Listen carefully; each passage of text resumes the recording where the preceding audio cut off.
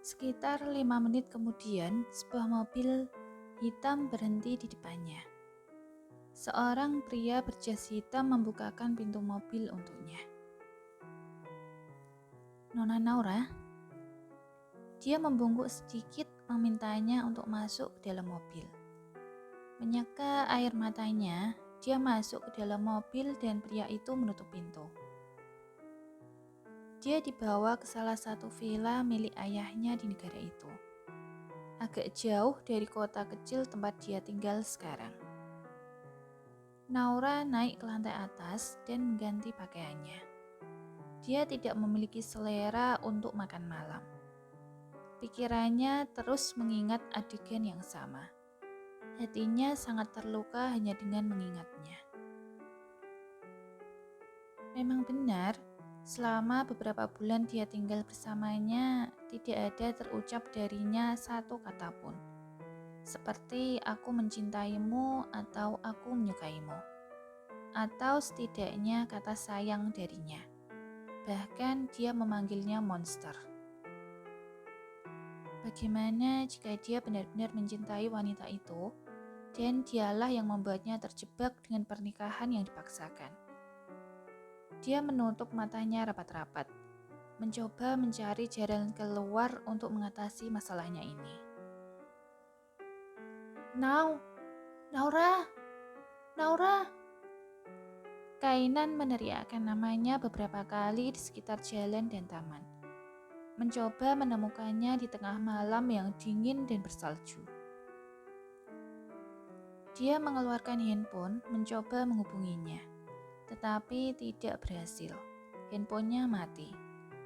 Dia sangat khawatir dengan istrinya.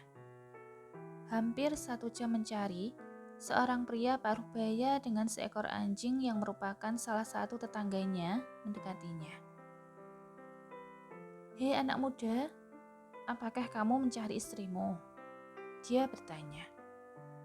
Pria itu melihatnya sedari tadi berjalan-jalan di sekitar taman seperti orang bingung, sebelum akhirnya dia memutuskan untuk bertanya padanya. Kainan mengangguk. "Benar Tuan, apakah Anda melihatnya?" Dia memakai topi rajut dan jaket mantel warna coklat muda. "Iya, dia sudah pergi 15 menit yang lalu sebelum kamu datang." "Pergi? Dengan siapa?" Dia bertanya.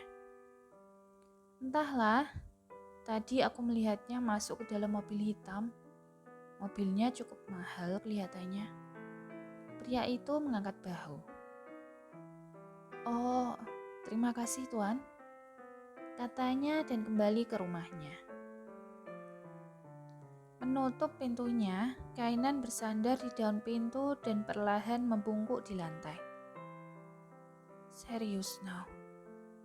Hanya dalam waktu 1 jam, kamu kabur dengannya?" Dia merasa sedikit sakit hati di dalam hatinya. Perasaannya campur aduk sekarang. Naura kembali ke rumah Kainan di sore hari. Ketika dia kembali, dia melihat suaminya itu sedang duduk di sofa menonton televisi. Dia naik ke lantai atas tanpa berkata apa-apa. 1 jam kemudian dia turun dan menyerahkan surat cerai padanya. "Bisakah kita bicara?" Dia bertanya. Kainan menatapnya. Dia melihat kertas yang dia berikan padanya. Naura duduk di lantai menghadapnya dan dia mulai berkata, "Dalam beberapa bulan terakhir, pernahkah kamu berpikir bahwa kamu mungkin mencintaiku?" Kainan menggelengkan kepalanya. "Tidak, seperti yang kukatakan, aku tidak mencintaimu." Naura menunduk dan menatap lantai kayu. Dia mencoba menahan air matanya. "Apa kamu benar-benar mencintai wanita itu?" Kainan menatapnya yang masih menatap lantai. Dia hanya menganggukkan kepala sedikit dan mengalihkan pandangannya ke tempat lain. Apakah kamu ingin bercerai? Dia bertanya lagi. Jantungnya berdetak lebih cepat kali ini. Dia menoleh menatapnya lagi. Aku akan mengabulkan keinginanmu. Begitu ya. Dalam benaknya, dia berpikir bahwa inilah alasan yang dia ciptakan ketika akhirnya memutuskan untuk memilih pria lain di sampingnya. Memilih seseorang yang jauh lebih baik darinya. Bahkan dirinya tidak bisa dibandingkan dengan pria itu. Dia tidak punya uang, tidak punya pekerjaan tetap, tidak punya mobil, tidak punya rumah mewah, tidak punya jas mewah, dan bahkan tidak bisa memberinya perawatan kulit yang mahal. Aku sudah menandatangani surat itu. Jika kamu menandatanganinya, kita bisa melanjutkan perceraian. Aku tidak akan mengganggu hidupmu lagi. Kamu bebas menemukan kebahagiaanmu sendiri. Setetes air mata mengalir di pipinya. Kainan mengambil kertas itu. Dia menandatanganinya dan memberikannya padanya. Ini untuk kebaikannya sendiri. Dia memang tidak pantas berada di sini sejak awal. Ia berkata dalam hati. Naura mengambil kertas itu dan buru-buru pergi. Dia membawa tasnya dan menutup pintu setelah itu.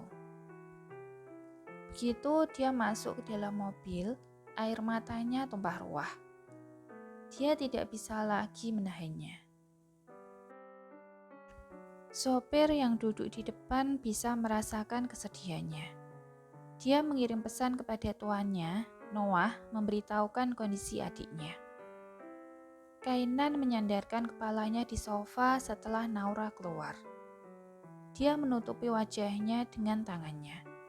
Air mata hangat mulai terbentuk di pelupuk matanya. Mengapa aku harus merasa seperti ini?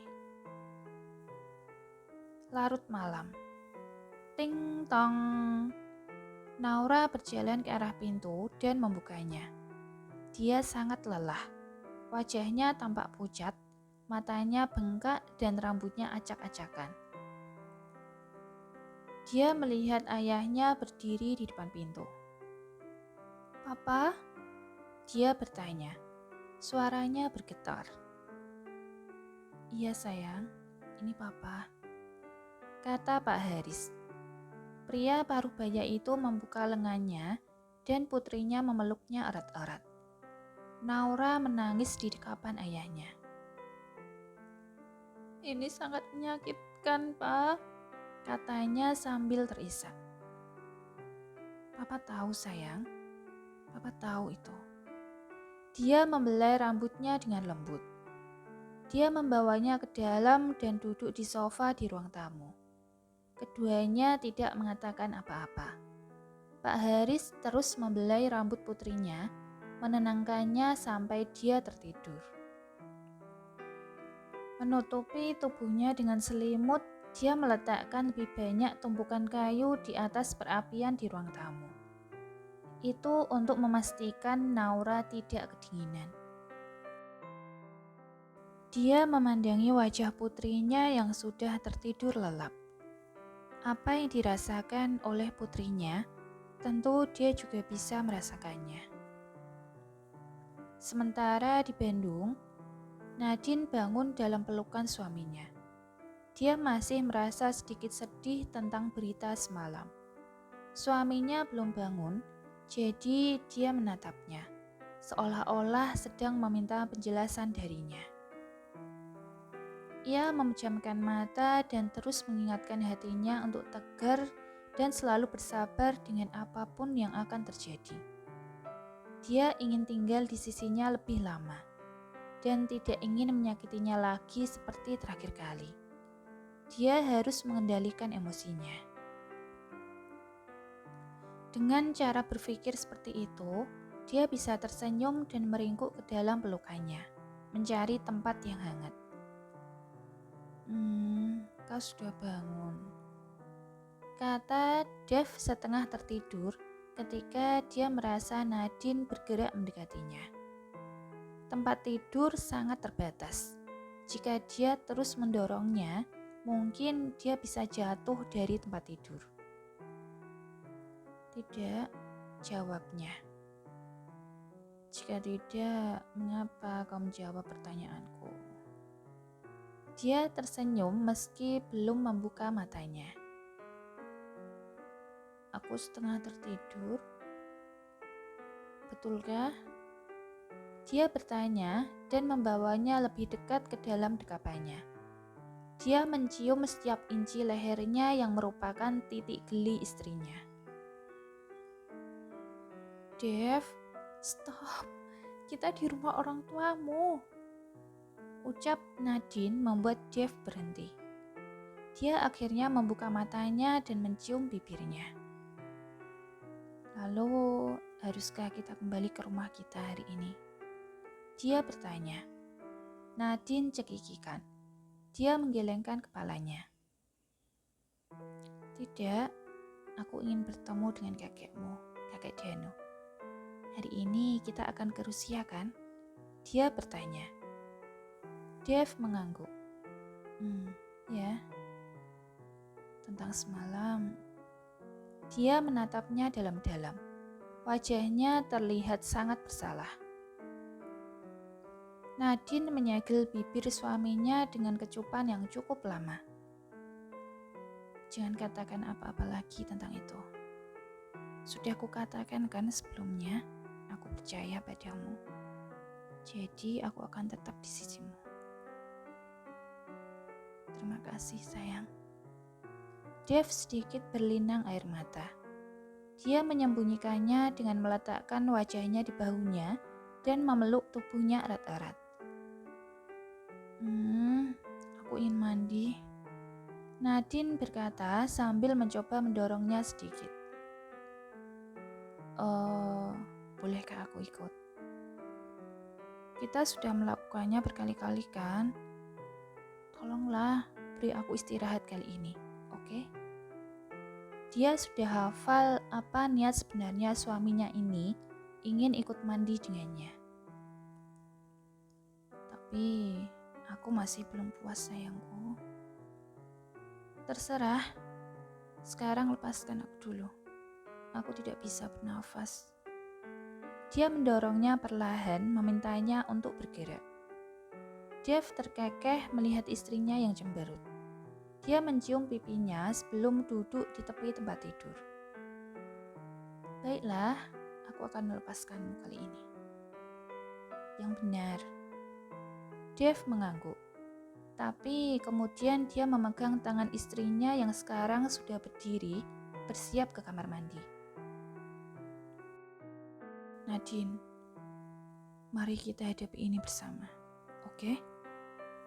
Aku membutuhkanmu sebagai pilar dan payungku, di mana aku bisa bersandar ketika aku lelah, di mana aku bisa berteduh ketika badai menerjang. Jangan tinggalkan aku sendiri. Kata-katanya membuat Nadine tertegun. Rasanya seperti dia baru saja menyatakan cinta padanya. Ia tersenyum dan menyentuh pipinya. Dev, aku tidak akan meninggalkanmu. Apapun yang terjadi di masa depan, aku akan selalu berada di sisimu. Aku janji. Setidaknya selagi aku masih punya waktu untuk bersamamu. Kata yang terakhir hanya dikatakannya dalam hati. Dev tersenyum dan berkata lagi, kalau begitu, boleh kan aku ikut mandi denganmu sekarang? Cih, no way. Dia melepaskan tangannya dan pergi ke kamar mandi, meninggalkan suaminya yang masih duduk di sisi tempat tidur. Melihat istrinya sudah masuk ke dalam kamar mandi, Dev menghela nafas berat. Sekarang apa yang harus kulakukan dengan Vivian? Aku tidak bisa meninggalkan Nadine. Aku mencintainya. Tetapi aku juga tidak bisa begitu saja meninggalkan Vivian. Aku sudah bersahabat dengannya sejak masih kecil. Ini benar-benar membuatku